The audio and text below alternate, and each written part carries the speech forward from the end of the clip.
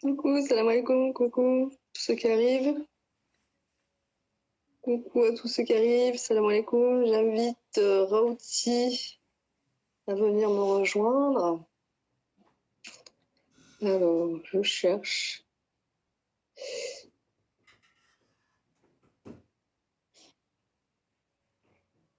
Coucou, salam alaikum à tous.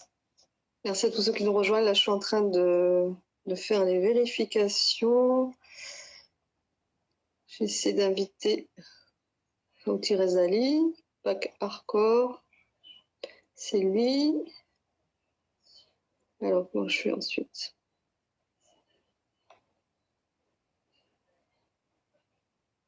Alaykoum salam.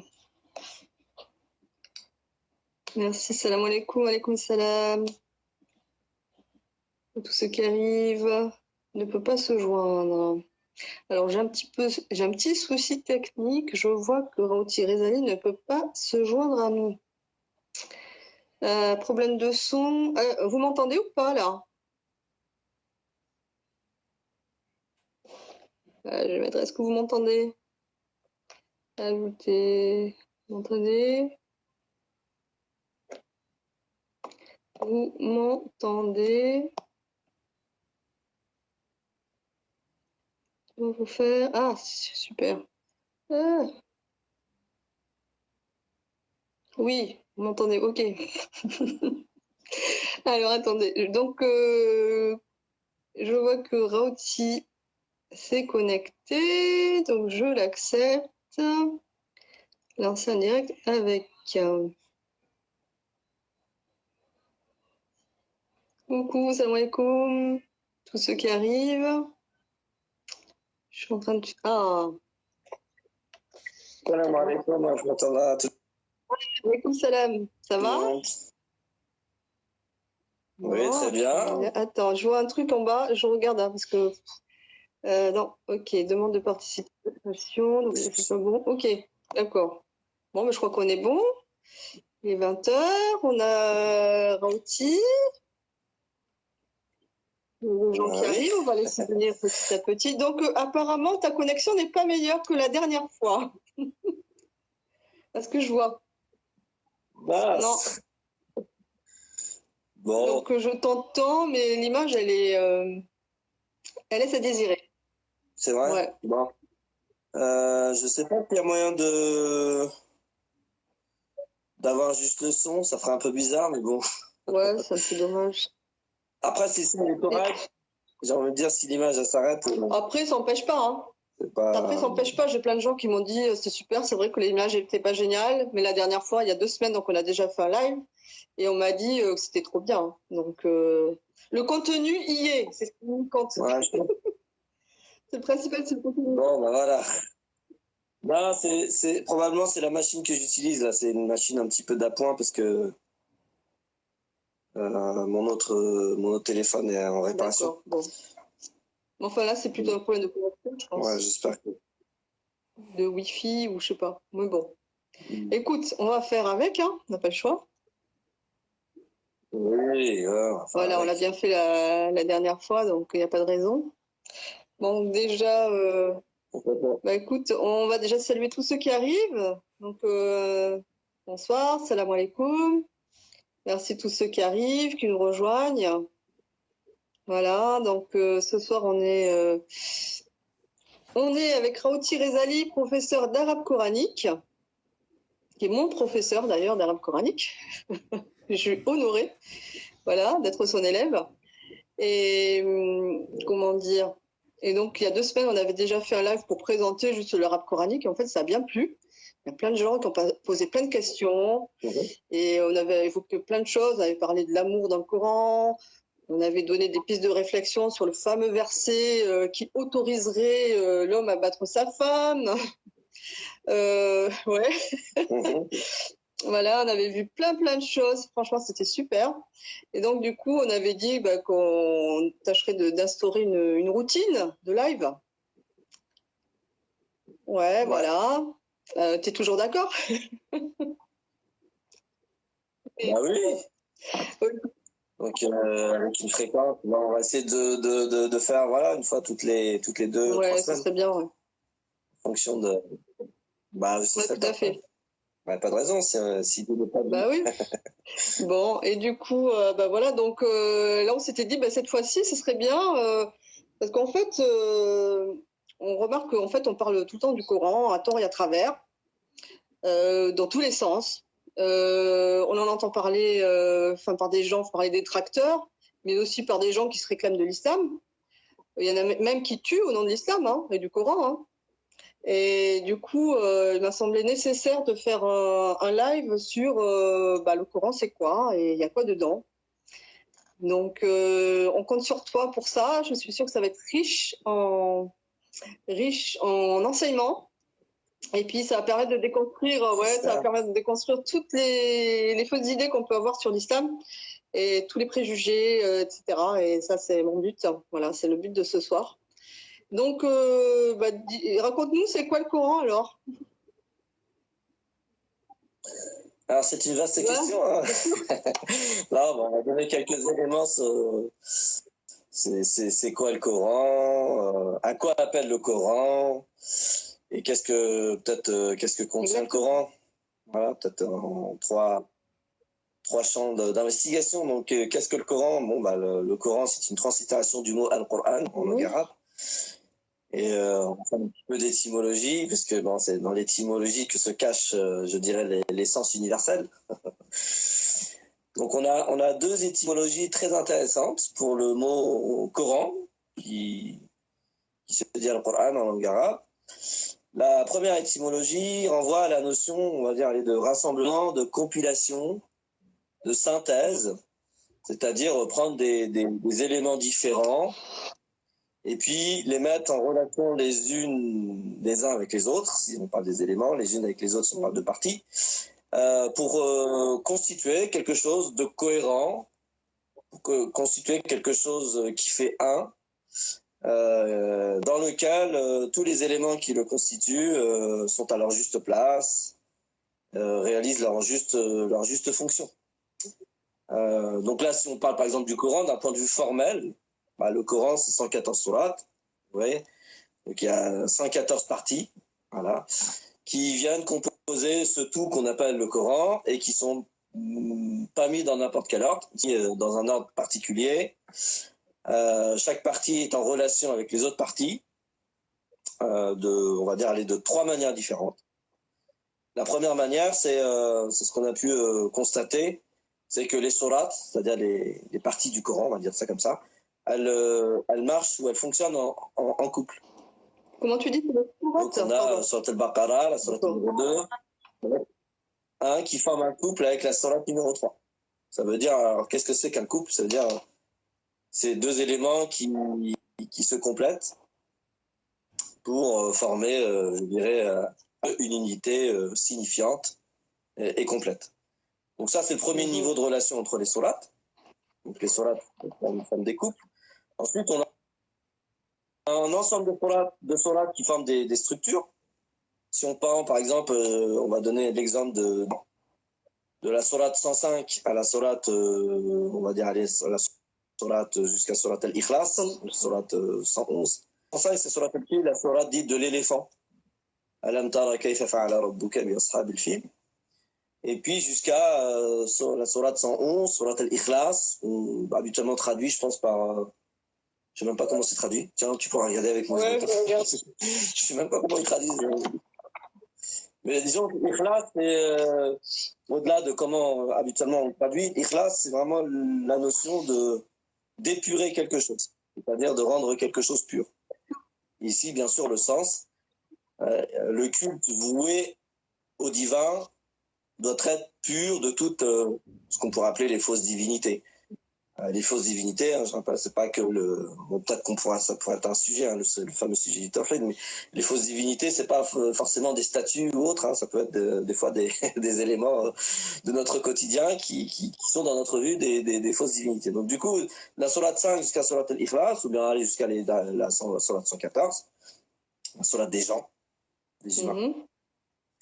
Toutes ces sourates, en fait, elles forment ensemble elles forment une unité structurante dans laquelle toutes les sourates marchent en couple. Donc, sourate al-Fil 105 et 106, ils sont en couple. Oui. Donc, la sourate de l'éléphant et la sourate de Quraysh, ils sont en couple.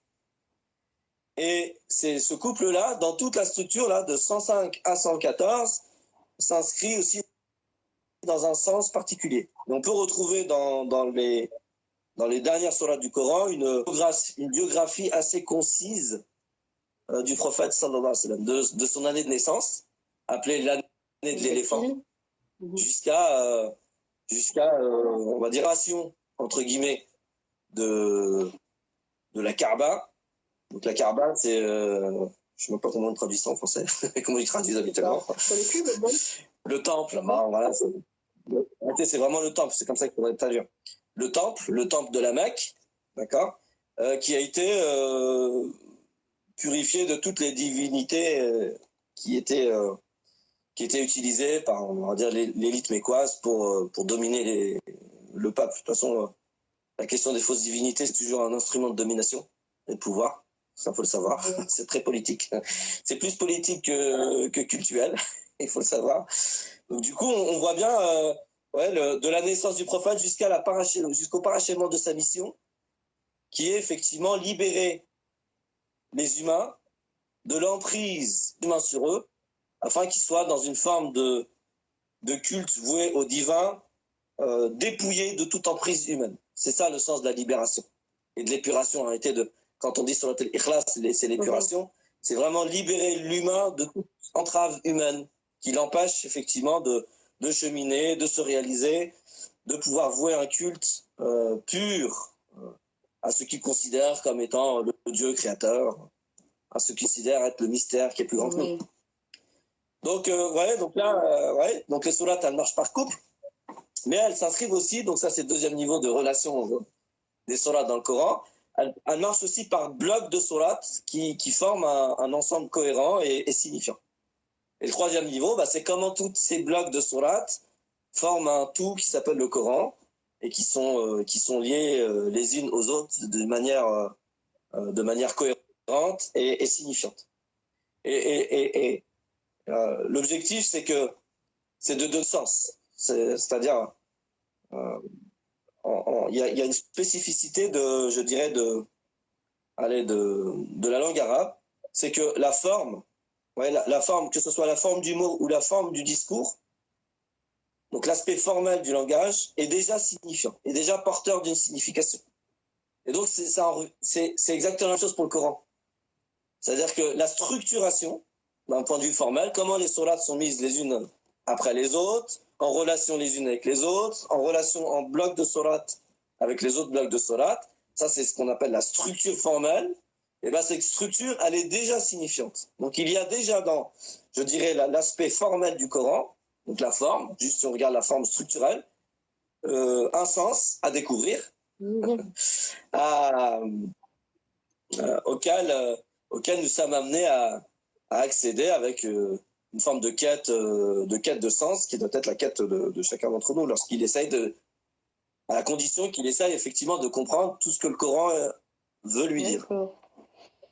Donc ça, c'est, on va dire, un des sens du Coran et ce qu'est le Coran. Donc on a dit une compilation ou une synthèse d'un ensemble de parties qu'on appelle les sourates. Et quand on regarde chaque sourate aussi, c'est une compilation, une synthèse de quoi? D'un ensemble de versets ou de signes qu'on appelle en langue arabe l'aya. L'aya et le pluriel ayat. Et pareil, donc ces signes ou ces versets, ils sont pas mis dans n'importe quel ordre dans la sourate. Ils ont un ordre particulier, ils sont liés les uns avec les autres.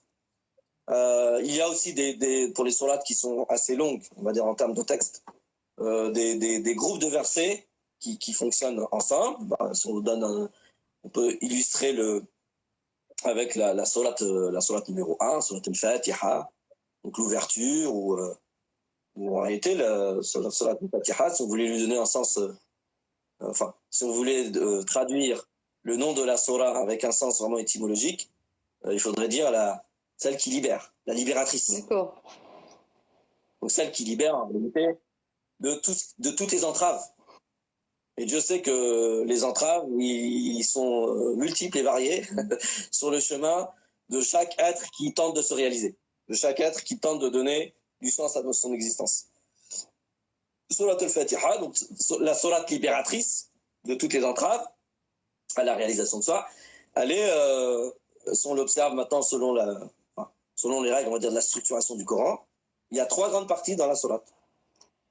Donc, Bismillah ar-Rahman ar-Rahim, Alhamdulillahi Rabbil Alamin, ar-Rahman ar-Rahim, Malik Yawmiddin, ça c'est la première partie. Donc je sais pas, parce que du coup il y a peut-être des différences de numérotation.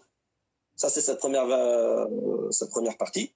Ensuite la deuxième partie c'est Iyyaka na'budu wa iyyaka nasta'in. Donc je pense que le verset numéro 4 ou 5, je sais plus, selon la numérotation en fonction des différents rangs que vous avez, c'est pas très important. Et la troisième partie, c'est le reste de la sourate, Ihdina as-sirata al-mustaqim, as-sirata alladhina an'amta alayhim, ghayril maghdubi alayhim waladdallin. Donc la sourate elle est structurée en 3 parties. Et chacune des parties, donc la première partie, elle est composée de 4 versets. La deuxième partie, elle est composée d'un seul verset. Et la troisième partie, elle est composée de 2 ou 3 versets en fonction des différences de numérotation. Tout ça pour vous dire que dans la sourate, donc la sourate, c'est un ensemble de versets qui sont mis dans un ordre particulier. Et cet ordre fait sens aussi, permet de révéler un sens. Et dans avoir des groupes de versets qui forment des blocs, des parties de la sourate. Donc on a la sourate aussi est une forme de synthèse et de compilation d'un certain nombre de versets dans un ordre particulier, selon une forme particulière ou une structuration particulière qui elle-même déjà est par unification et sens. Et puis après si on regarde chaque verset, chaque verset aussi est une compilation. Donc chaque verset est un Coran aussi, et on peut chaque verset peut être qualifié de Coran parce que chaque verset est quoi? Une compilation, une synthèse de quoi? D'un ensemble d'un certain nombre de mots. Pas dans n'importe quelle heure, pas n'importe quel mot, pas avec n'importe quelle fonction.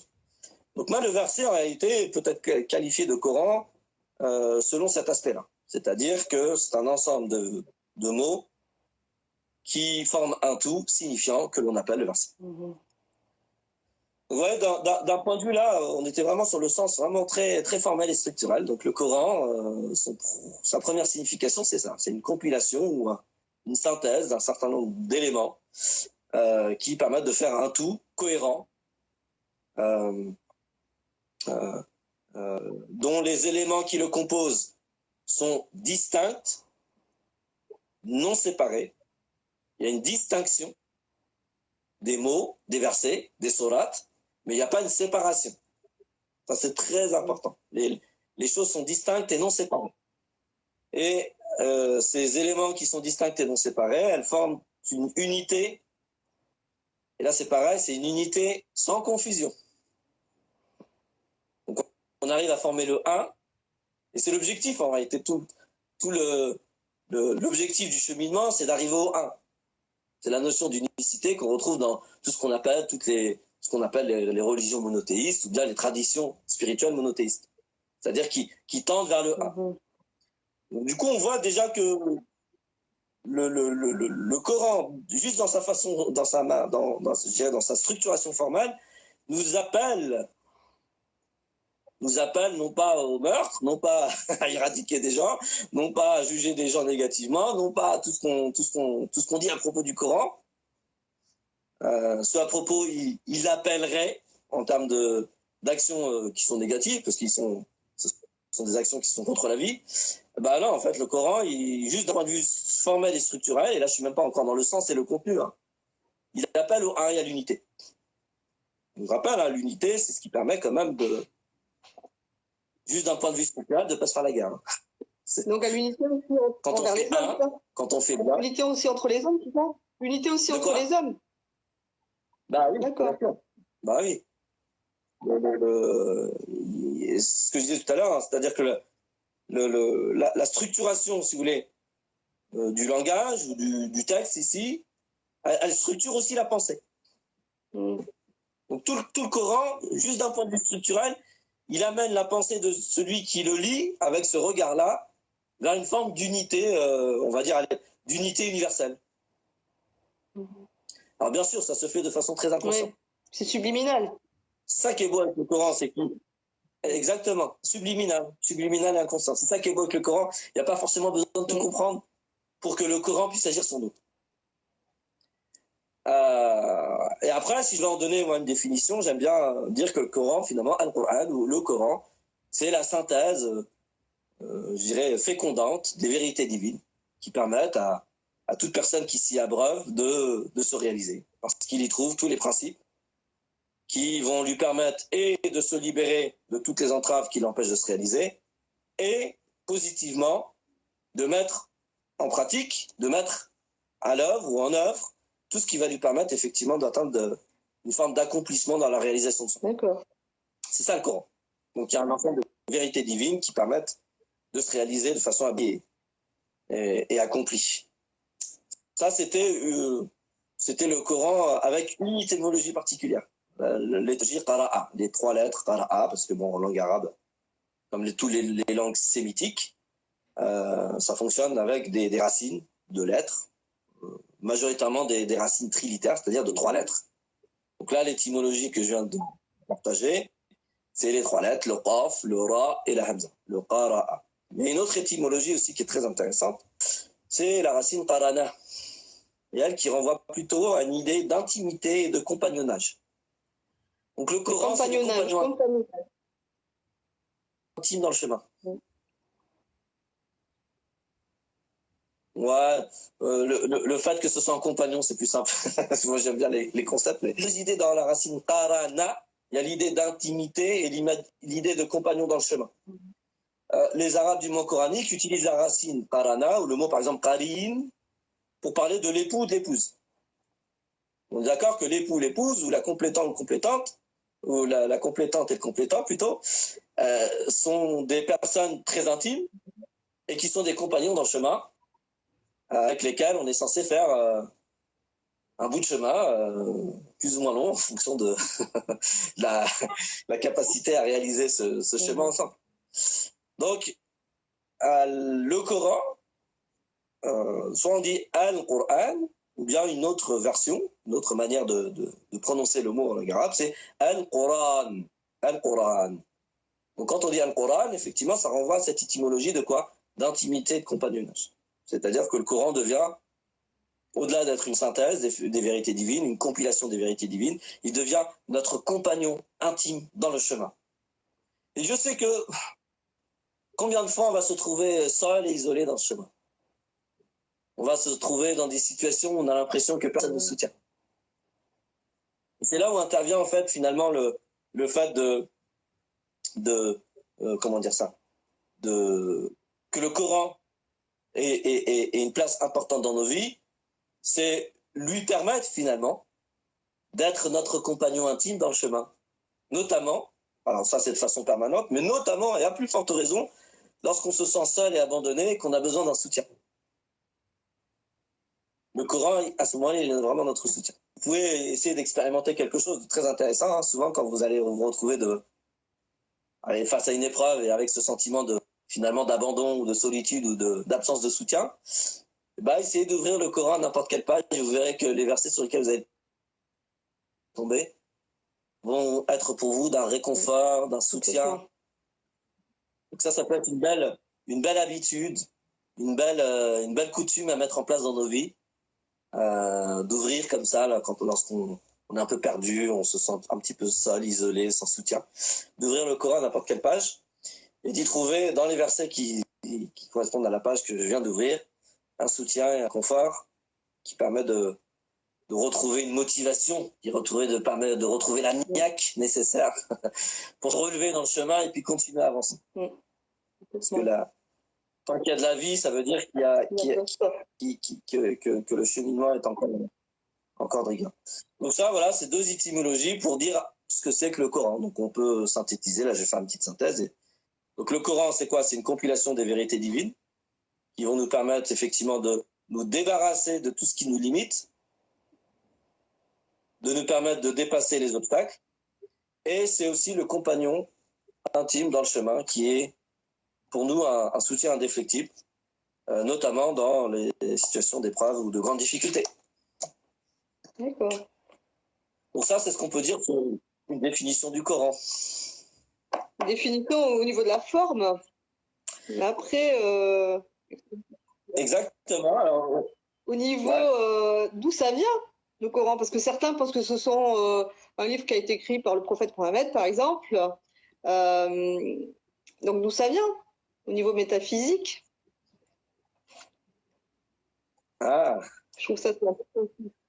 alors ça, ouais, c'est vrai, c'est une très très bonne question. Effectivement, il y en a qui restent un petit peu en doute. La nature métaphysique du Coran.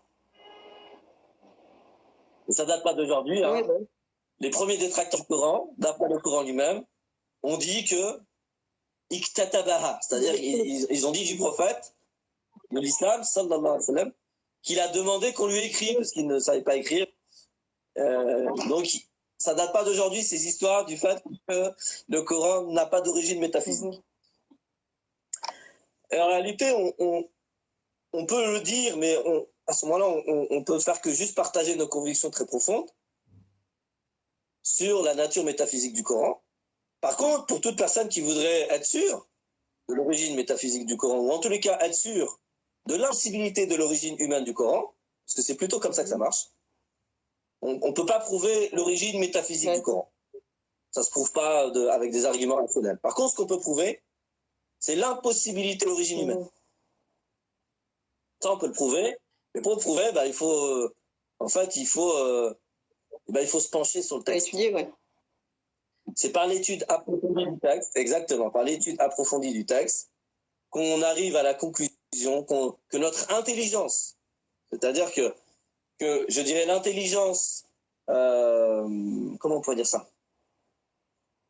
C'est pas rationnel, en fait. Mais honnête.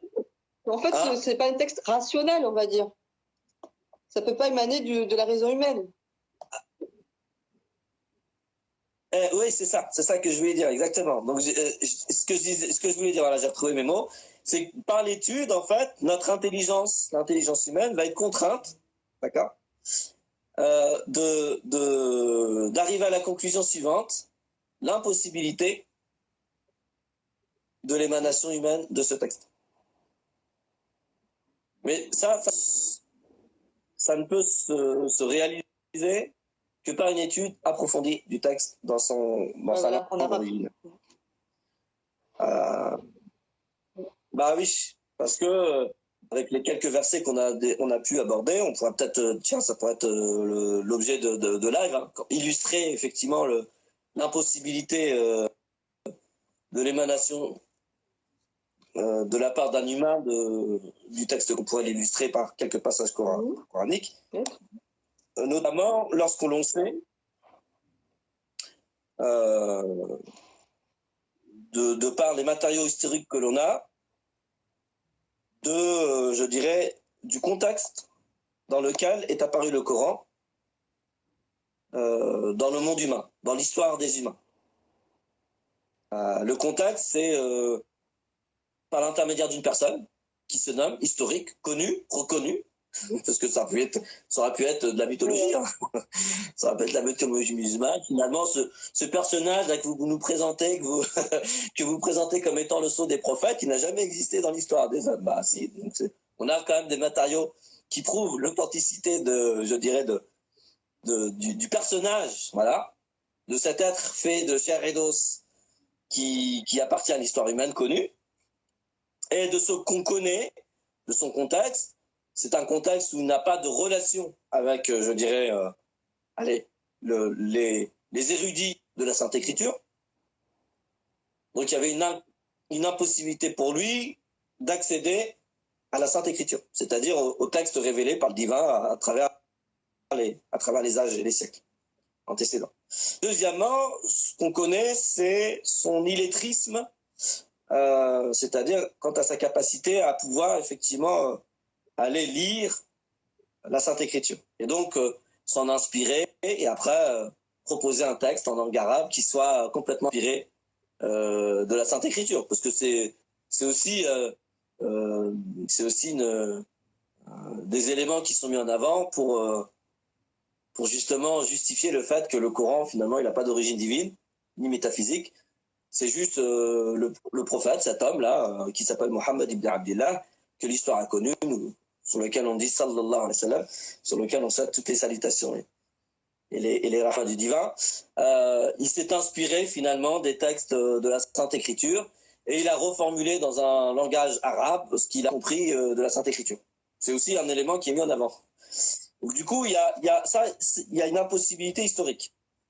Ensuite, sur le fait que ça émane du divin, bah, il faut étudier en profondeur le texte. Parce que je sais que chaque mot, alors là, ça fait quelques années qu'on essaye justement d'étudier le texte avec un degré de profondeur, plus que le sens qui apparaît comme ça. Et en fait, le moindre mot, la moindre formulation, la moindre lettre n'est à sa juste place dans le texte. Mais ça nécessite déjà d'avoir une forme d'érudition dans le choix des mots, dans le sens très profond des mots. En fait, les mots, la synonymie n'existe pas. C'est-à-dire deux mots qui sont différents et qui ont exactement le même sens, ça n'existe pas. On peut parler de parasynonymie, c'est-à-dire de synonymie apparente, mais la synonymie n'existe pas. Et donc, du coup, quand par exemple, dans le Coran, on utilise Al-Kitab, qu'on peut traduire par, la Sainte Écriture, au lieu de Al-Qur'an, le Coran, au lieu de tous les autres noms du Coran, et ben, lorsqu'on fait une étude approfondie, on se rend compte qu'effectivement, le terme le plus approprié, c'est bien Al-Kitab, ici, dans ce contexte-là. D'accord. Ou bien, dans un autre contexte, non, c'est pas le mot Al-Kitab qui est le plus approprié, c'est Al-Qur'an. Dans un autre, c'est An-Nur. Dans un autre, c'est tous les autres noms du Coran. Et ça nécessite, oui, effectivement, d'étudier le texte en profondeur pour se rendre compte qu'il n'est pas possible pour un être humain, en fait, d'avoir eu cette sagacité d'esprit jusqu'au boutiste du terme dans l'intégralité du Coran. C'est-à-dire, si vous prenez le Coran, donc le Coran, c'est quand même 600 pages, c'est pas 6000 et quelques versets, c'est pas un petit texte en termes de, je dirais, de quantité, et ben, vous trouverez pas un seul endroit du Coran où il y a une forme d'incohérence ou probablement que ça aurait été mieux d'avoir utilisé un autre mot. Si vous faites l'étude avec une forme d'honnêteté intellectuelle, vous ne retrouverez pas un seul passage du Coran dans lequel ce n'est pas le juste mot de façon jusqu'au boutiste qui est utilisé dans le passage. Et lorsqu'on sait que par moment, ce qui nous est présenté comme étant la révélation du texte, il se faisait d'une traite, c'est-à-dire qu'il y a certains versets, certains sourates, pour eux, ils ont été révélés d'une seule traite. Donc ça veut dire des centaines de versets d'une seule traite. Et il est impossible pour un humain, en fait, déjà, je ne sais même pas ce que j'ai dit il y a 10 secondes. Donc vous imaginez bien, pour un être humain, se rappeler ce qu'il a dit au départ du texte comme mot, qui correspond au mot qu'on va retrouver à la fin du texte. En tous les cas, on n'a pas d'autre exemple humain. Ça voudrait dire que le prophète est une exception une exception exceptionnelle dans tous les êtres humains. On n'a pas trouvé un autre être humain qui est capable de faire ça. Donc, si on veut absolument dire que ça émane du prophète, il y a déjà une forme de singularité et d'exceptionnalité ici, qui ne peut s'expliquer, de notre point de vue, bien sûr, selon nos propres dires spirituels, qui ne peut s'expliquer que par le fait qu'effectivement, le Coran est d'origine métaphysique, et non pas d'origine humaine. Complètement. Donc, selon le dire du Coran lui-même, le Coran a été rendu accessible aux humains par l'entremise d'un être angélique, Gabriel, Jibril en langue arabe, qui a transmis le Coran en tant que Kalam Allah. Je vais revenir là-dessus parce que c'est souvent traduit par la parole d'Allah. Le Coran, la parole d'Allah. Je vais faire juste une petite parenthèse là-dessus après. Donc, il a transmis le Kalam d'Allah. Je vais laisser pour l'instant comme ça. Le Kalam d'Allah à un être humain qui s'appelle Mohammed ibn Abdillah, sallallahu alayhi wa sallam, par voie de wahi, en utilisant le canal de communication qu'on appelle le wahi en langue arabe, qui est beaucoup plus proche de l'inspiration que de la révélation. Et le wahi, finalement, c'est un mode de transmission qui est fulgurant entre un émetteur et un récepteur. Le récepteur n'a aucun doute sur la véracité de ce qu'il reçoit comme information. Et finalement, la nature du canal de transmission est complètement mystérieux. Donc c'est un mode de communication entre ici, un être angélique et un être fait de chair et d'os. Et ensuite, le prophète, sallallahu alayhi wa sallam, Il a converti. Il a converti ce message reçu dans une forme qui nous dépasse pour le moment, qui est métaphysique. Comment on sait que ça nous dépasse? D'après certaines traditions, il y avait par moments, lorsque le prophète recevait la révélation, il y avait des compagnons qui étaient autour de lui. Et les compagnons qui étaient autour de lui étaient dans l'incapacité de savoir ce qui venait d'être révélé jusqu'au moment où le prophète lui-même leur révélait par psalmodier ce qu'il venait de recevoir de la part de Jibril, de l'ange Gabriel. Donc entre l'ange et l'humain, c'est aussi un mode de transmission mystérieux.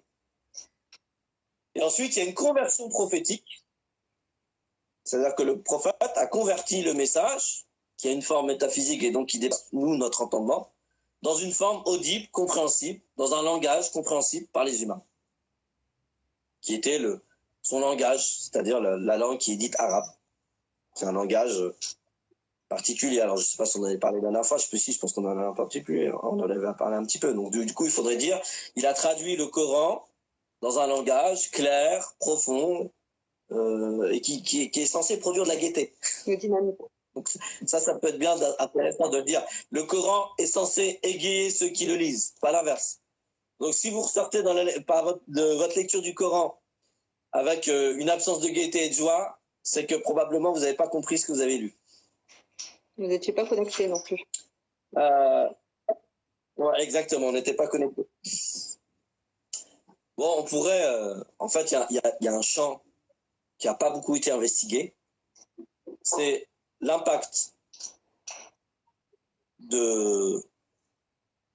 on va dire, des fréquences sonores produites lorsqu'on psalmodie le Coran sur l'état émotionnel de la personne. Excuse, ça a coupé. Donc un champ qui n'a pas été investigué. Alors, il y a un champ qui nécessite d'être investigué, c'est l'impact de la fréquence sonore produite par la psalmodie du Coran sur l'état émotionnel de celui qui le lit. D'accord. Et par contre, ça a été investigué au niveau de l'impact sur l'eau.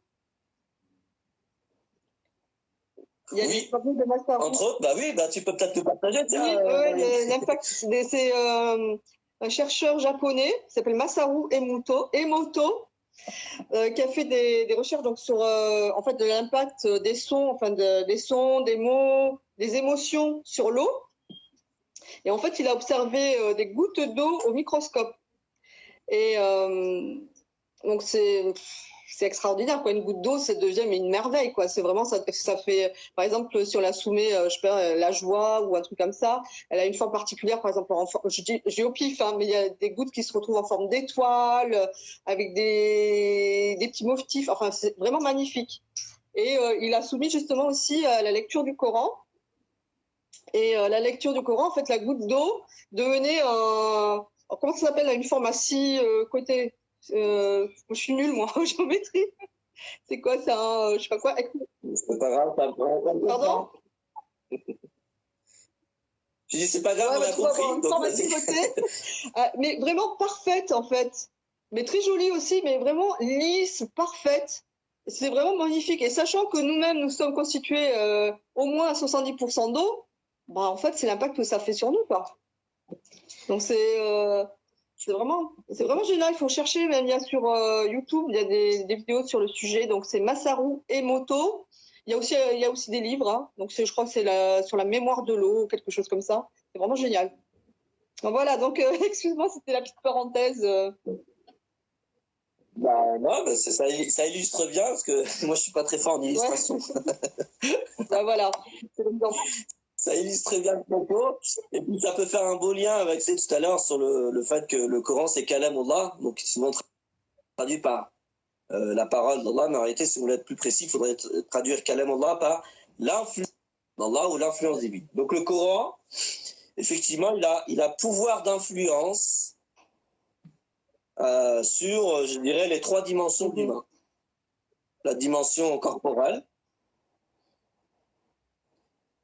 la dimension émotionnelle et la dimension spirituelle. Donc le Coran, de par ce qu'il est, de par tout, en réalité, la vibration de la lettre, d'un point de vue sonore et vibratoire, mais d'un point de vue aussi du sens que chaque lettre porte, au-delà de la vibration qu'elle dégage, permet d'influencer les 3 dimensions de l'humain.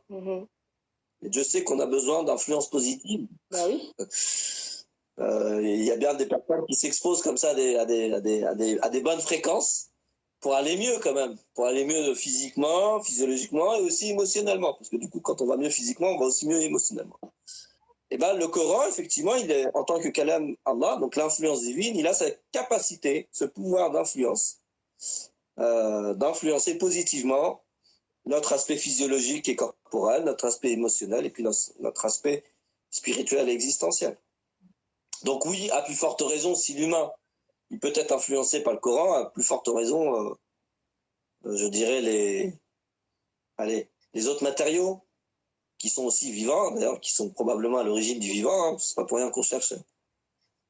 Donc on cherche de l'eau pour savoir si la vie est possible, ou la vie a existé. C'est pas pour rien, c'est parce qu'effectivement, là on est en présence de quelque chose de tout à fait mystérieux. D'ailleurs, on pourrait faire peut-être un live là-dessus un jour, sur l'eau dans le Coran. C'est-à-dire comment l'eau est considérée et traitée et qualifiée dans le Coran pour essayer d'aller un peu plus loin sur la question et de voir que dans l'étymologie même du mot arabe qui correspond à l'eau, c'est-à-dire al-ma, et ben on retrouve des éléments probants quant à, je dirais, la fonction de l'eau dans la création, on va dire ça comme ça.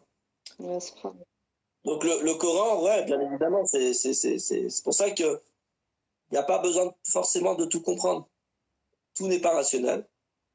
Le fait de le psalmodier ou de s'exposer à la psalmodie du Coran, c'est pas forcément, si vous savez pas psalmodier, bah aujourd'hui sur YouTube ou autre, il y a mille façons de s'exposer exactement aux audios.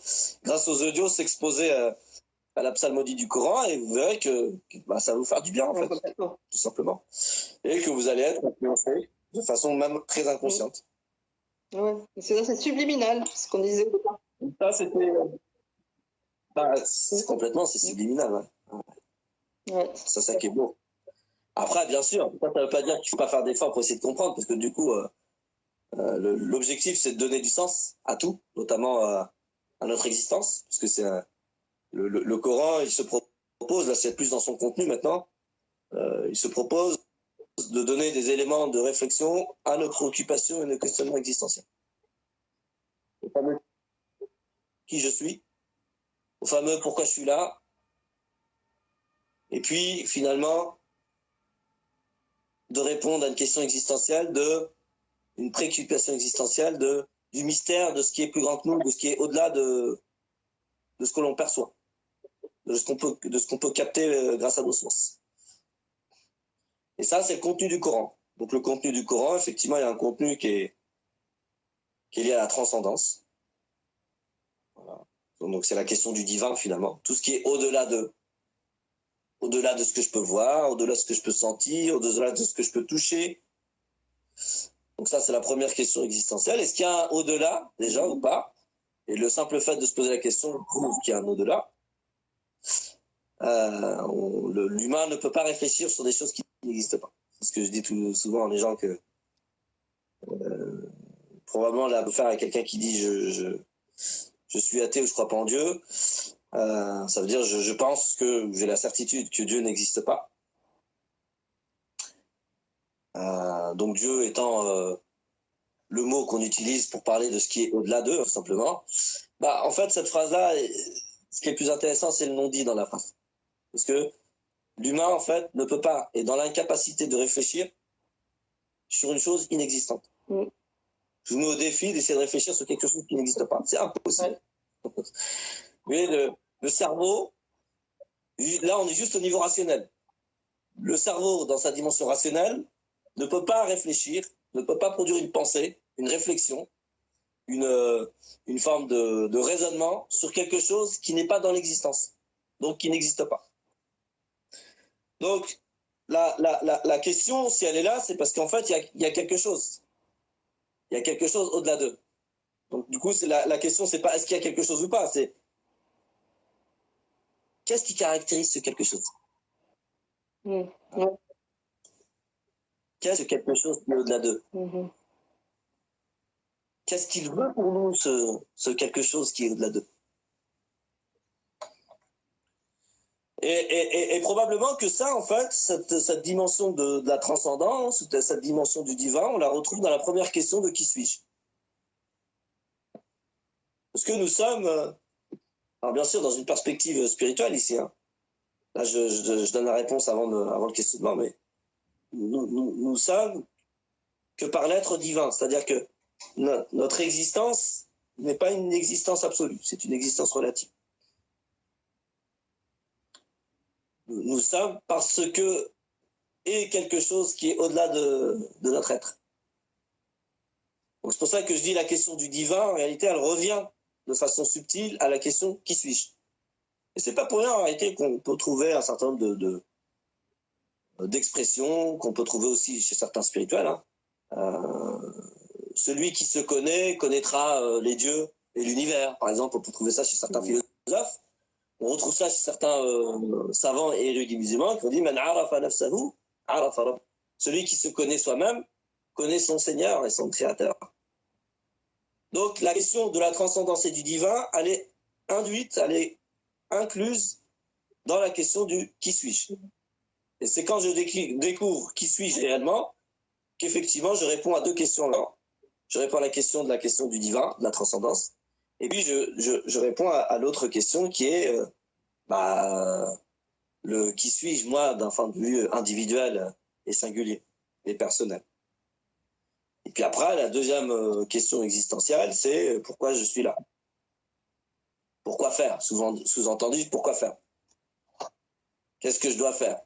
Qu'est-ce qui, non pas attendu, mais voulu en termes d'action de par ma présence sur Terre. Et je rappelle, soit dit en passant, c'est que pour dire l'être humain en langue arabe, on a plusieurs termes. Et il y a un terme qui est très intéressant, c'est le terme al-insan ou bien an-nas, surat an-nas, la surat des gens ou la surat des humains, comme elle est traduite.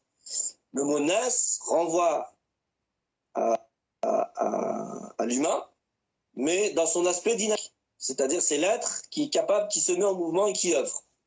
On pourrait dire que an-nas, c'est l'être œuvrant. D'accord. Ça nous renvoie à la question de l'action et de l'œuvre. Donc du coup, la question existentielle, pourquoi en deux mots je suis là, c'est-à-dire pour quel type d'œuvre je suis présent sur Terre. Pour quel type d'action et d'œuvre à accomplir je suis ici. Et en réalité, le Coran, il répond à ces trois questions existentielles.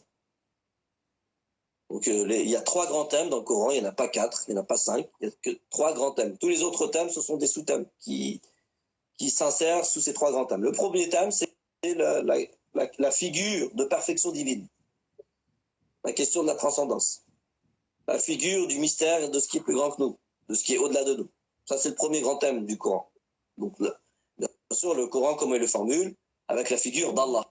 Donc, finalement, le premier grand thème du Coran, c'est définir qui est Allah, par quoi il est caractérisé, quelles sont ses fonctions, qu'est-ce qu'il veut pour nous.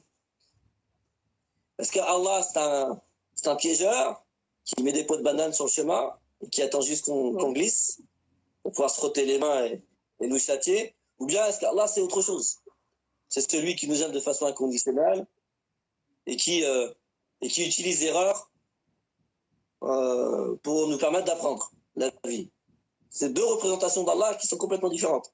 Donc, du coup, la question à se poser, c'est le Coran, qu'est-ce qu'il nous propose comme représentation ou imagination d'Allah? Est-ce qu'il nous propose la première ou est-ce qu'il nous propose la deuxième? Donc ça, on pourra faire des lives là-dessus, sur la figure du divin. Donc, comment Allah se présente dans le Coran. La deuxième, c'est la figure de l'humain. C'est qui l'être humain? De façon générique et de façon singulière. Donc c'est la connaissance de soi. Le deuxième grand thème du Coran, c'est la connaissance de soi.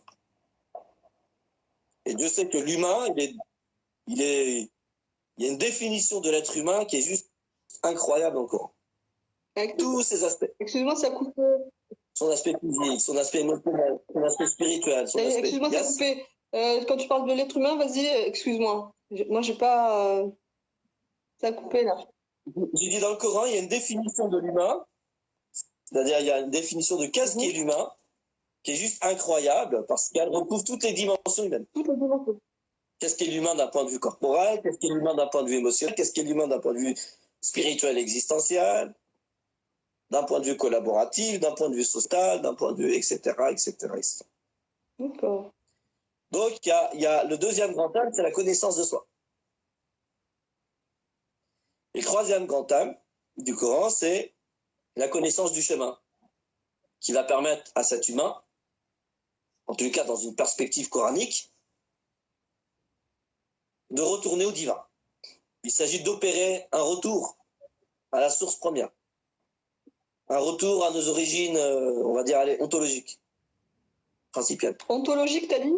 C'est-à-dire nos vraies origines. Ouais. Il n'y a pas d'autre mot, en fait, pour le dire. Hein.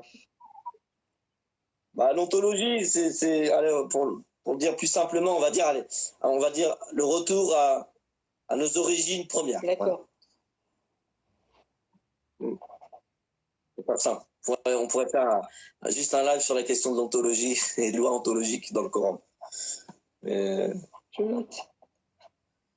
il faudra préparer un petit peu le public. Ouais, pardon? Donc, j'ai dit, il faudra préparer un petit peu le public, mais on pourra faire un live sur les lois ontologiques dans le Coran. Ok. Oui, pas tout de suite. Hein. Donc, du coup, la connaissance du chemin. C'est quoi le chemin? Est-ce qu'il y a un seul chemin ou quelle est la différence entre le chemin et la voie? De quoi est constitué ce chemin et de quoi sont constituées ces voies, etc. etc. Donc ça, c'est, on va dire, le contenu du Coran. Il y a trois grands thèmes. Voilà, il y a ces trois grands thèmes-là. D'accord. Et alors, la bonne nouvelle, c'est que c'est extrêmement accessible. À la condition, bien sûr, d'y consacrer un petit peu de temps quand même.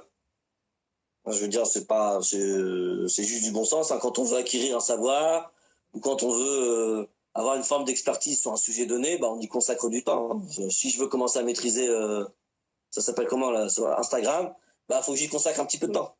C'est aussi bête que ça.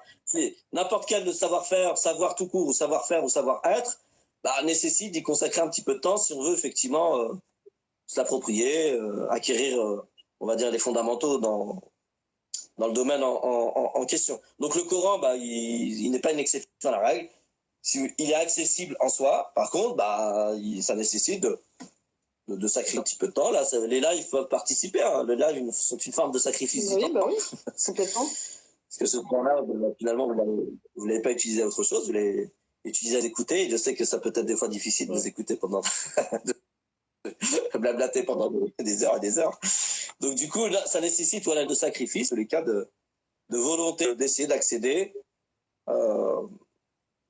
Finalement, qu'est-ce que veut nous dire le Coran? Ça, c'est le premier. Qu'est-ce que veut pour nous le Coran? Donc ça. Et quand on arrive à accéder à ça, on sait qu'est-ce que le Créateur veut nous dire et qu'est-ce qu'il veut de nous. Ou il veut pour nous, plutôt. Donc, par l'étude du Coran, on accède à ces deux, à l'explication, aux réponses à ces deux questions, donc. Complètement. Ouais. C'est fort. Pour tous ceux qui sont en quête, oui, pour toute personne qui sont en quête de réalisation de soi et dans une démarche existentielle, le Coran, je rappelle, c'est pas le Coran des musulmans. Hein. Il y a beaucoup de gens qui se trompent gravement là-dessus. Et le Coran nous le rappelle lui-même déjà, qui à plusieurs endroits dans le Coran, on nous dit que Hada bayanun linnas. Ceci, en parlant du Coran, est une révélation, est un rappel, est une orientation, une direction, une guérison, tous les attributs et caractères linnas, pour tous les gens, pour tous les êtres humains. Alors bien sûr, il faut rajouter pour tous les êtres humains qui sont en quête de sens. Donc il n'y a pas de comment dire ça, de spécificité ou de restriction de ce que on n'a pas besoin de se convertir à l'islam pour accéder au Coran. Ça, c'est aussi une deuxième chose. Donc, peut-être qu'il faut signaler. Non, le Coran est ouvert en fait à tout qui trouve du bon sens simplement dans un premier temps, et puis qui trouve des leviers, des principes, des règles, qui lui permettent d'avancer dans le chemin. Parce que donc justement, donc le Coran n'est pas destiné qu'aux musulmans en fait. Non, non, non. Le Coran, il est destiné, il est révélé pour toute personne qui est en quête de sens. Toute personne qui est dans une quête de réalisation de soi. Toute personne qui veut s'accomplir. Toute personne qui chemine dans une perspective d'apporter de la valeur au monde. Le Coran, il est là pour toutes ces personnes-là. D'accord. Ouais, donc c'est pas le livre des musulmans finalement. Donc on pourrait lui avec des centaines de. Je dis, du coup, finalement, c'est pas le livre des musulmans, enfin. C'est le livre des hommes. Bah non, c'est le livre des humains. faut enlever musulman. Faut arrêter de tout musulmaniser, j'ai envie de dire ça. Il y a l'islamisation, peut-être qu'il y a aussi le principe de musulmanisation.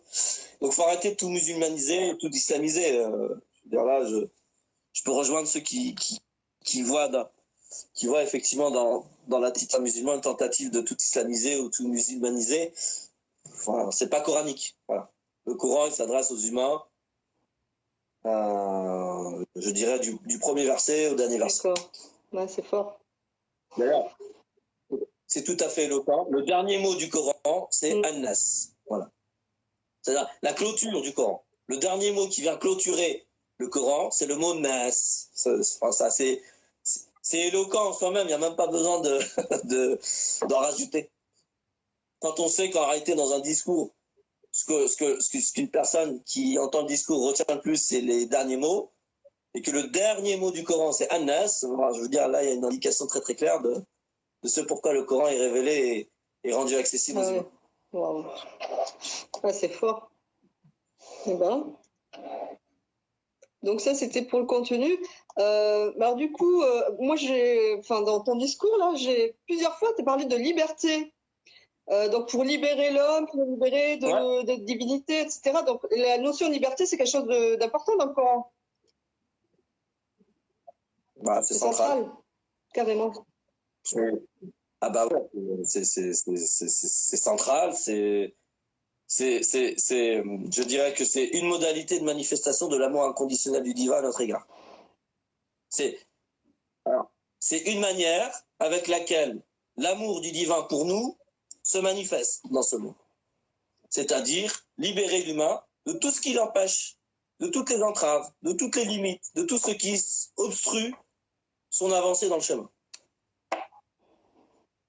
C'est pas pour rien.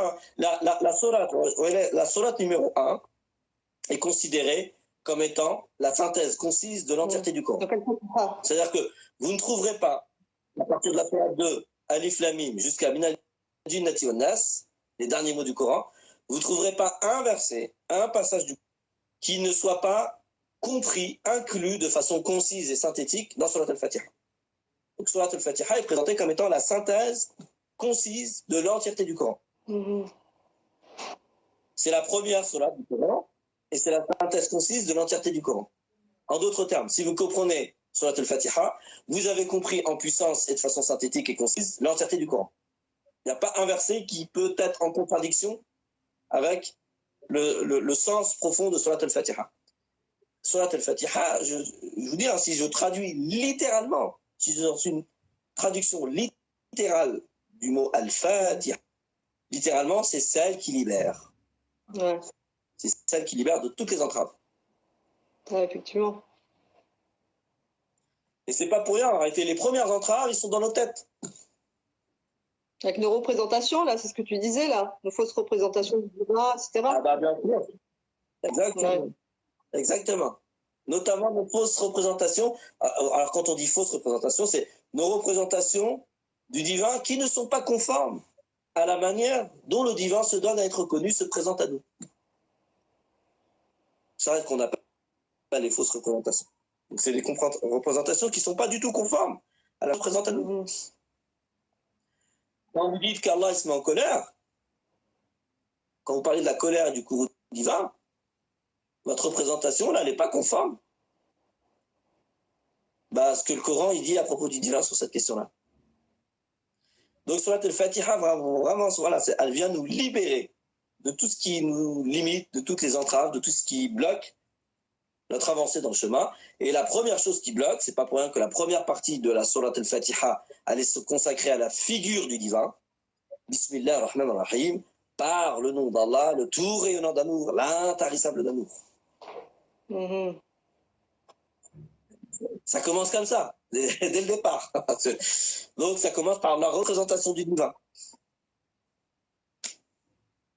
Donc, et ce qu'on peut comprendre, c'est que finalement, si vous avez compris la notion de Rahma, c'est-à-dire cette notion d'amour inconditionnel, ce qu'on avait défini la dernière fois, on en avait parlé, hein, cette matrice principale de vie, cet amour inconditionnel du divin à notre égard qui était l'origine de toute vie, si vous l'avez intégré, tous les autres aspects je dirais, de la figure de perfection divine ne sont que des mots de cet amour, c'est-à-dire les manières avec lesquelles cet amour se manifeste, se réalise, se concrétise dans nos vies, se matérialise. Tous les autres, si vous voulez, aspects du divin ne sont que des modalités de cet amour. Mais l'essence divine, c'est ce qui est central chez le divin, c'est pareil, hein, si vous voulez comprendre un aspect qui est central, qui vous permet de comprendre toutes les facettes du divin, il faut comprendre la rahma. Et attention, de l'amour inconditionnel, c'est pas de l'affect, c'est pas de l'attachement, c'est pas un sentiment. C'est plus grand que tout ça. C'est cette matrice qui est au principe de toute vie. C'est pas non plus la miséricorde comme et la clé de compréhension de toute la Torah, c'est aussi la rahma. Non, je disais, c'est pas non plus la miséricorde comme on a l'habitude de le traduire, Rahma. Donc la miséricorde, ça vient un petit peu rafraîcir le champ du possible. C'est très... Et puis ça implique un certain nombre de choses qui sont pas forcément vraies, quoi. Bah oui, parce que la miséricorde, c'est avoir du cœur pour l'état misérable d'eux. C'est-à-dire, initialement, on n'est pas dans un état misérable. Nous sommes à l'image du divin. Donc, du coup, on n'est pas dans un état misérable. Il se peut, oui, que l'humain, de par ses agissements, de par ses états d'âme, de par plein de choses, soit des fois dans des états misérables. Ce que je veux dire, c'est pas son essence. Donc, la misérabilité de l'état humain est une forme de contingence. C'est ce qui peut arriver à l'humain. Mais c'est pas ce qui fait l'humain. C'est pas essentiel chez l'être humain. Donc, tu vois, ouais, quand on dit la rahma, c'est de la miséricorde, c'est extrêmement réducteur. Et surtout, ça nous met sur une fausse piste sur l'origine humaine. L'origine humaine, elle est grandiose. Ah oui, puisque... L'humain, il est grand, il est bon, il est juste incroyable, originellement parlant. Mais pourtant, il y a un verset qui dit qu'il nous a créés faibles. Non, bah, c'est un problème de traduction. Ah, c'est ça. Ah, bah, c'est un problème de traduction. Ouais, ça veut dire quoi? Surat Maryam, Surat Nisa. Surat Nisa. Une page de droite. Ouais. Mais non, le problème, c'est un problème de traduction. C'est quand on traduit khuliqa par créer, et quand on traduit da'if par faible. Ah bon? Et donc ça veut dire quoi alors? Bah déjà. Ouais, mais ça veut dire quoi? C'est biaisé. Ouais. Alors ça veut dire quoi? Non, alors déjà, si je vais vous donner juste un sens, après ça va vous permettre de réfléchir. C'est que da'af en langue arabe, son sens intrinsèque, c'est la multiplicité. Multiplicité. Ouais. Ouais. Multiplication, multiplicité, multiple. Alors le multiple s'oppose au 1, on est d'accord, hein? Et effectivement, c'est la multiplicité qui peut créer une forme de faiblesse. Ouais, comme quand on s'éparpille partout, on devient faible, en fait, c'est ça? Bah, oui. D'accord. Exactement. Ou comment on fait pour affaiblir un peuple? On va les diviser. Ils seront plus un. Quand on est un, on est fort. Quand on est multiple et divisé, on est faible. D'accord. Donc le sens intrinsèque de da'afa en langue arabe, c'est pas la faiblesse. Ça, c'est un sens impliqué. C'est la multiplicité. Le fait d'être multiple. D'ailleurs, Dans le Coran, on nous dit, pour certaines actions, que yuda'if al-ajr. Allah yuda'if al-ajr. Donc, il affaiblit pas la récompense, non, il la multiplie. D'accord. On a des versets qui parlent de ça. Donc, si vous comprenez da'af par affaiblissement, ça veut dire que dans certains versets, il nous est dit qu'en face de certaines actions qui peuvent être posées par les humains, Allah, il affaiblit la récompense. Ça n'a pas de sens. Non, pour certaines actions, Allah, il multiplie la récompense. Ouais, donc, c'est vraiment le principe de multiplicité. Et après, des fois, ce qui évolue, c'est le sens impliqué. Voilà. C'est-à-dire qu'effectivement, la multiplicité peut impliquer la faiblesse dans certaines circonstances. C'est juste que j'arrive pas à comprendre ce que ça veut dire. Donc ça, Pardon, juste, j'arrive pas à comprendre ce que ça veut dire la multiplicité. J'arrive pas à comprendre ce que ça veut dire la multiplicité pour dans le cas de l'homme, en fait. La multiplication, c'est une multiplication. Pardon? Multiple. Multiplication, tu connais quand même, c'est pas une opération mathématique. Est-ce que tu connais tes tables de multiplication? Oui, en plus, les fameuses tables qu'il fallait apprendre. En plus, je suis très bonne en calcul mental, donc oui, je connais. C'est ça, la multiplication, c'est quoi? On pourrait dire, voilà, c'est le principe de multiplicité. Mais l'homme, je veux dire, l'homme, il est un, enfin, je veux dire, c'est ça que je comprends pas. Dans son cas, à l'homme, pourquoi? Bon, mais c'est à méditer tout ça. C'est à méditer parce que comprends pas, tu vois. Et pour faire, c'est pour ça que j'ai dit, je vais nourrir juste votre réflexion, je vais pas vous donner une réponse toute faite. Donc, alors si tu peux retrouver la référence, les gens vont savoir de quoi on parle. Donc sur la 4, après la référence, là j'ai pas mon portable. Alors, attends, j'ai la référence rapidement. Ouais. La 4. Alors, du coup, ce que je disais, c'est que c'est pour vraiment nourrir votre réflexion. Tac, c'est bon, j'ai trouvé. Donc c'est sur la 4, verset 28. D'accord. Donc là, il faut déjà intégrer le concept de multiplicité, et ensuite il faut intégrer l'autre concept du khalq, qui ne veut pas dire créer en langue arabe, qui veut dire qui est le concept de conception. Mais il faudrait qu'on fasse un live juste là-dessus. En fait, si vous voulez, tous les mots coraniques, ce ne sont pas des simples mots, c'est des mots concepts. Donc du coup, en réalité, chaque mot du Coran nécessite un live à lui tout seul. Complètement. Donc là, j'ai juste voulu donner quelques éléments pour nourrir la réflexion. Mais ce n'est pas forcément une réponse complète. La réponse complète, elle ne peut pas l'être. Ça peut être un live qu'on consacre juste à cette partie-là du verset. Et après, on n'oublie pas ce qu'on a dit la dernière fois. Une fois qu'on a compris les concepts qui sont utilisés dans cette partie du verset, il faut voir le contexte d'utilisation de ce verset. C'est-à-dire, dans quel contexte le verset il apparaît. Parce que le contexte, il en dit beaucoup aussi sur le sens voulu. Oui, c'est bon. Et donc, tu disais à la base que l'homme, c'était quelqu'un de grandiose, je ne sais plus comment tu as dit ça. Ouais, c'est ce que j'ai dit. J'ai dit, c'est-à-dire l'homme des origines, c'est l'homme conçu à l'image de Dieu. Celui-ci ne peut être que beau, magnifique, grandiose. C'est pour ça que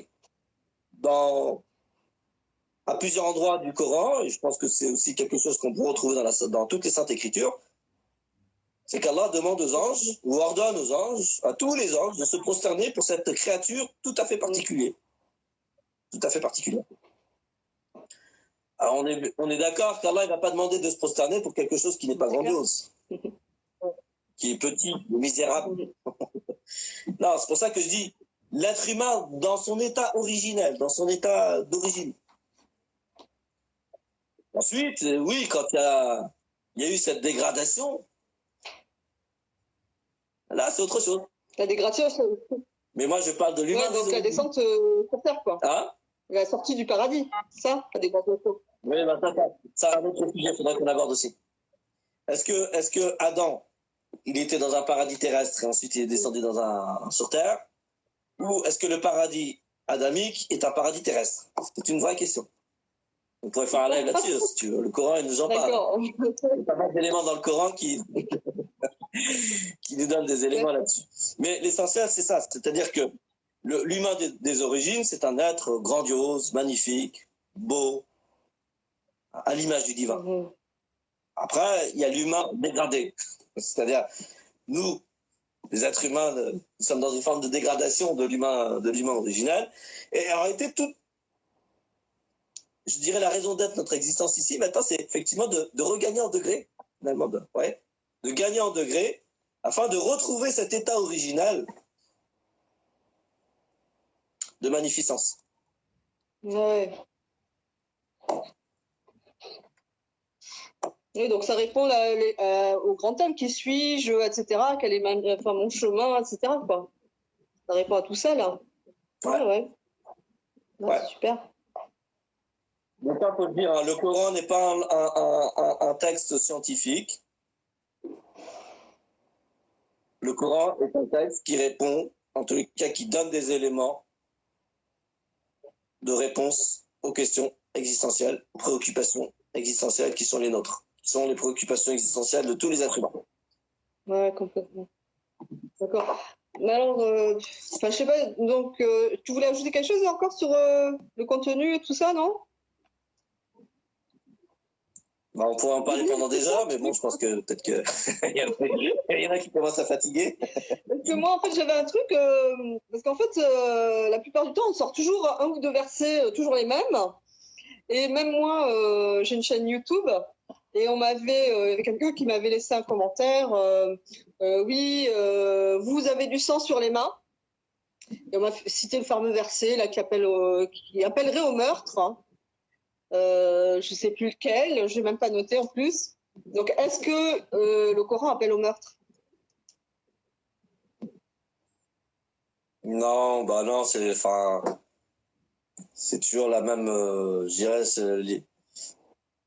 vous voulez, l'humain, quand il n'arrive pas à accéder à la profondeur d'une chose, il peut se mettre dans une posture de contre la chose, par ignorance, parce que l'ignorance, elle fait peur. Hein.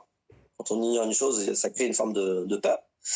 Et dans cette perspective-là, il peut sortir alors des versets de leur contexte, avec en plus traduit. Donc là, il y a deux, comment dire ça? Il y a deux éléments qui font que, effectivement, on va faire dire au Coran ce qu'il dit pas du tout. Premièrement, on va traduire, et ensuite, on va sortir le verset de son contexte. Ah là, là, on peut pas. Donc, pour pouvoir effectivement répondre à ce type de, on va dire, d'allégation sur le Coran, il faut déjà probablement replacer les versets dans leur contexte et ensuite les expliquer eu égard à la langue arabe. Et en fait, quand on fait ça, on se rend compte qu'il n'y a aucun problème avec n'importe quel verset du Coran. D'accord. C'est fort. Parce que le Coran lu dans langue universelle et symbolique ne pose aucun problème. Mais il faut faire ce travail-là, c'est-à-dire replacer le verset dans son contexte. Est-ce que le Coran, il fait une description?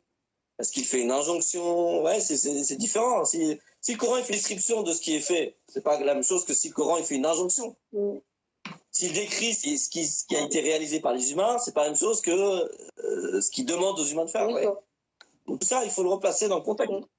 Et quand on n'a pas de maîtrise, en fait, sur les différents degrés de signification de la langue, oui, on peut confondre l'indication, l'impératif et l'indicatif, la singularité et l'universalité. Voilà, quand on confond tout ça, en tous les cas, quand on n'a pas les outils pour essayer de décortiquer tout ça, oui, on va faire dire au Coran tout n'importe quoi.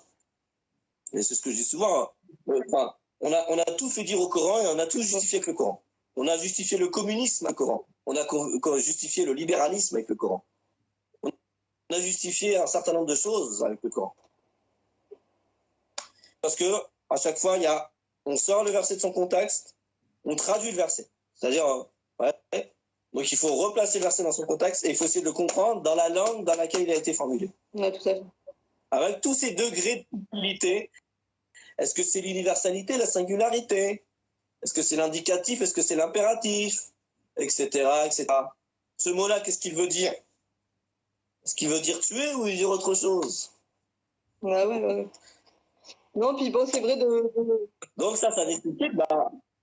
Non, j'ai dit que c'est vrai en plus avec tous les textes religieux, parce que du coup, moi, j'avais cherché dans la Bible, Et c'est pareil, j'avais trouvé un verset qui appelait au viol, tu vois. Donc j'ai répondu à la personne, je dis, bah écoutez, moi je vous cite pas ce verset-là parce qu'il est hors contexte, je le connais pas, je sais pas de quoi ça parle dans la langue d'origine. Donc voilà, donc je lui ai répondu qu'en fait c'était grave de sortir effectivement les versets de leur contexte et de pas en connaître le sens, quoi, et de les citer comme ça, voilà, à bout de champ, parce qu'on peut le faire pour tous les textes, c'est dangereux en fait. Ah, bien sûr, je rappelle quand même, il n'y a aucun être humain sur Terre qui supporte le fait qu'on sort ses propres paroles de leur contexte. Mais on se permet de le faire avec, avec les autres, avec des livres, avec notamment les livres qui ont une forme de spiritualité ou de relation avec la transcendance. Donc du coup, bon, faut revenir, je dirais, à la froideur de l'analyse, et ça nécessite de prendre le temps, de s'asseoir, de regarder, d'essayer de voir le sens profond, le contexte, les différents degrés et niveaux de signification. Ah, oui. Ce faisant, après, on peut se faire une idée et puis essayer de voir en quoi ce verset-là, il fait sens. Complètement.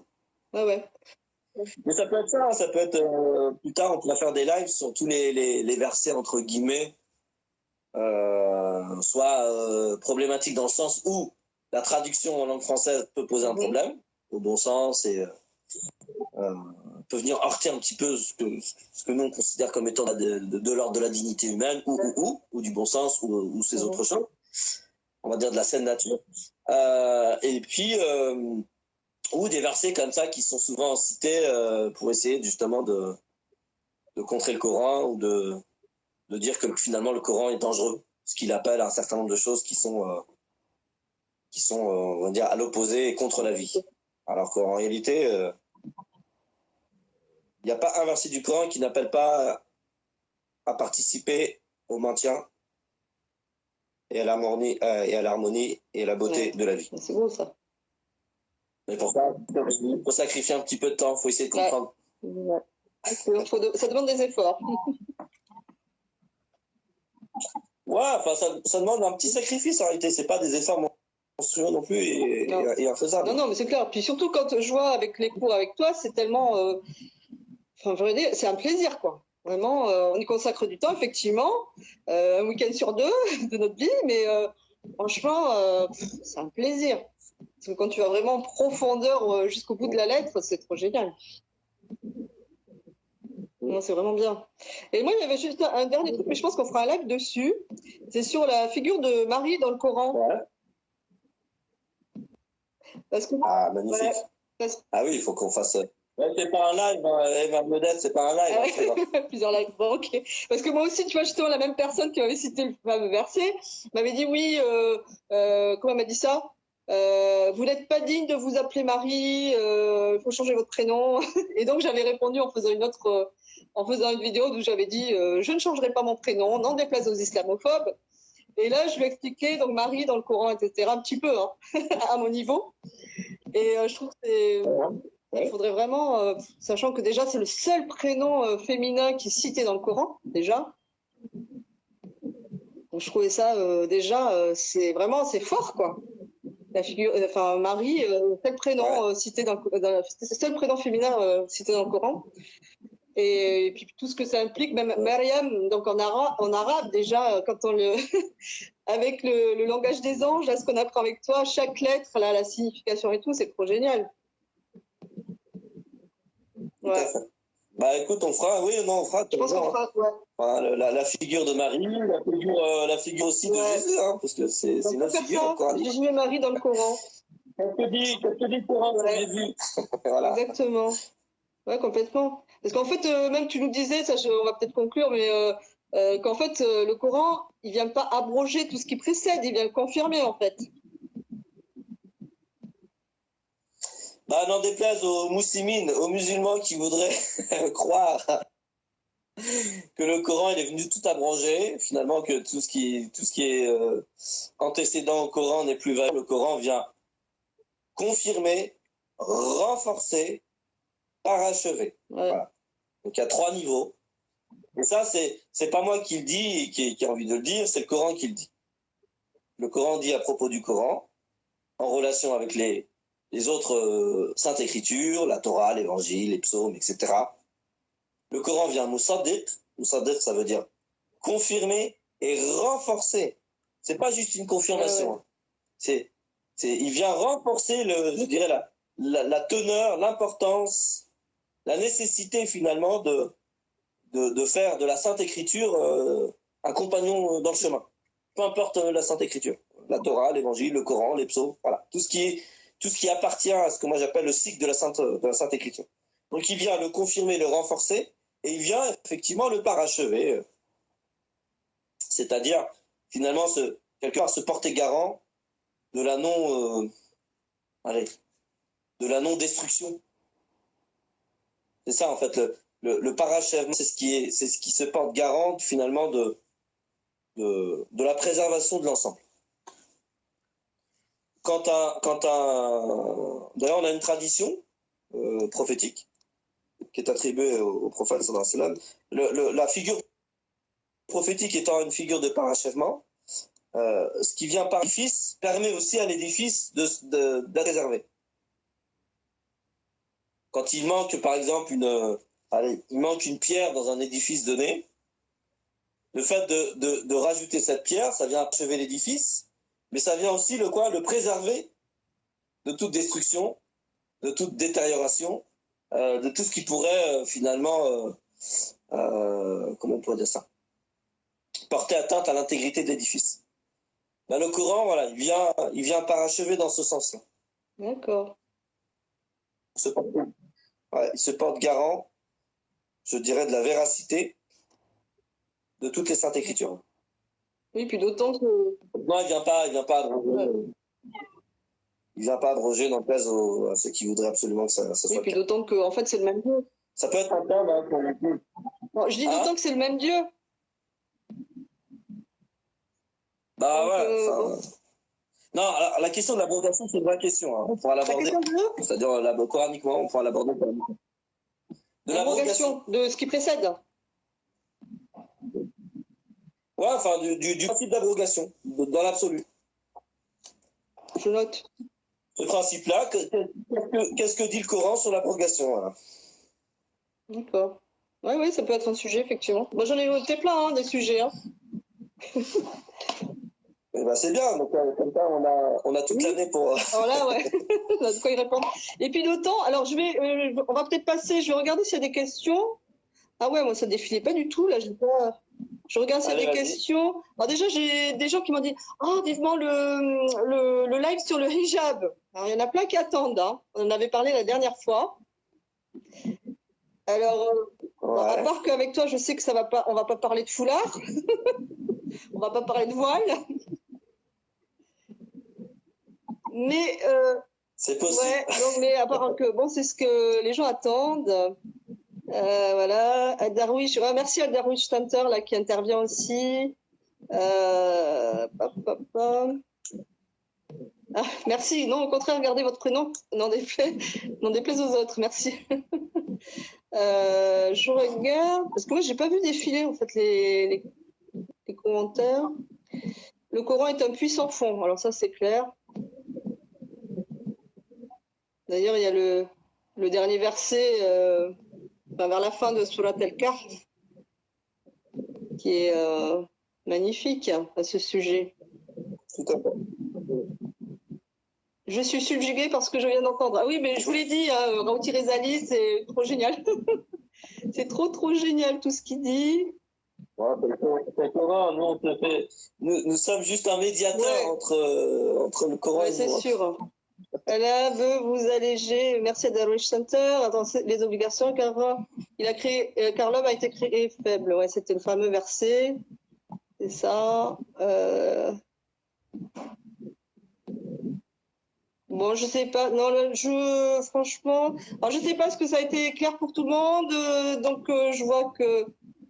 Est-ce que ça vous a plu? Vous êtes toujours OK? Je regarde en même temps si je trouve des questions, mais je n'en vois pas.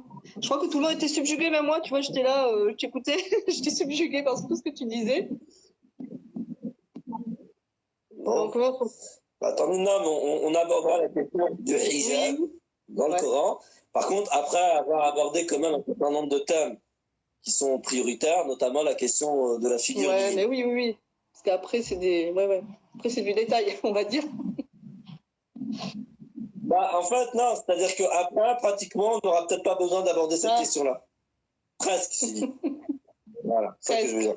Et une fois que la figure du divin est intégrée, une fois qu'on se connaît mieux nous-mêmes, eu égard à ce qu'on est d'un point de vue essentiel et ce pourquoi nous sommes faits, quelle est notre fonction sur Terre, eh ben, il y a un certain nombre de questions qui vont plus être vraiment des questions ou bien auxquelles on aura finalement trouvé la réponse sans forcément s'y arrêter. Mais on s'y arrêtera.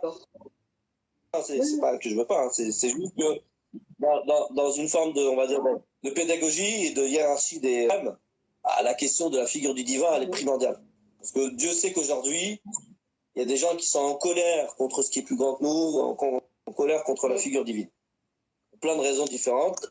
Et la première, c'est parce que la représentation qu'ils ont de ce divin, de ce Dieu, de ce Allah, de ce voilà, de ce mystère qui est plus grand que nous, une vision, une image, une présentation qui n'est pas du tout conforme à la manière dont le divin se présente à nous. Ouais, complètement. Ah, super. Bon, alors je vois vivant le prochain live. Bon, super, tu vois. Merci, Nouvelle Nissa, super live, merci.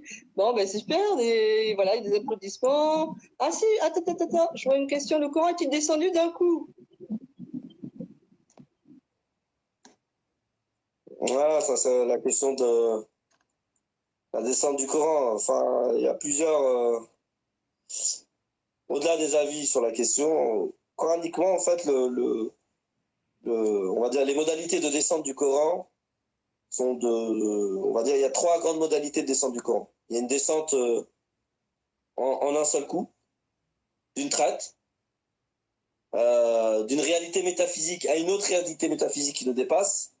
Et ensuite, il y a une deuxième modalité de descente, c'est une descente fragmentée, qui correspond, je dirais, aux différents défis de la mission prophétique, donc qui s'est étalée sur une vingtaine d'années, c'est-à-dire la durée de la mission prophétique. Donc le Coran ou les versets du Coran descendent en fonction de quoi? Du défi du moment du prophète, eu égard à sa mission. Donc ça, c'est une forme de descente aussi du Coran, fragmentée. Donc là, le Coran passe d'une forme métaphysique à une forme humaine, audible, compréhensible, dans un langage humain. Et puis la troisième forme de descente, en réalité, la descente, c'est une traduction du mot nazala. Et ça me dérange un peu de laisser juste descendre, parce que nazala, en réalité, c'est le principe d'accessibilité au sublime. C'est comment l'humain accède à ce qui est sublime, ce qui est haut. D'accord? Et du coup, dans cette perspective-là, il y a une troisième modalité d'accessibilité, c'est comment chaque cheminant, chaque lecteur du Coran accède de plus en plus à ces trésors coraniques au fur et à mesure de ses lectures, de ses méditations et de son cheminement. Aussi, ça se fait de façon fragmentée, avec différents degrés de profondeur, d'accessibilité, enfin, différents degrés d'accessibilité à la profondeur du texte. J'espère que j'ai répondu à la question. Je pense qu'elle est répondue. Alors, merci, mais rien. Alors, est-ce que j'ai enregistré? J'espère que j'arriverai à l'enregistrer, Chocolat. Je vois comment trouver les réponses dans un Coran traduit. Une bonne question, ça aussi.